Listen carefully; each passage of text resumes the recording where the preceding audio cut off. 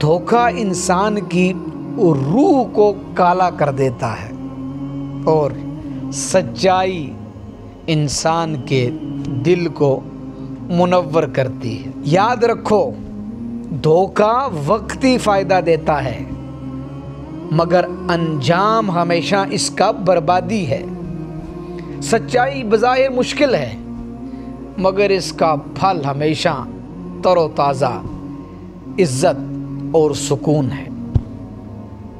और जैसा कि एक जदीद मुफक्किर ने अपनी एक अंग्रेज़ी की किताब में इस मुताल्लिक लिखा, वो कहता है, लिहाजा अगर सुकून चाहते हो तो किसी के एतमाद को मत तोड़ो।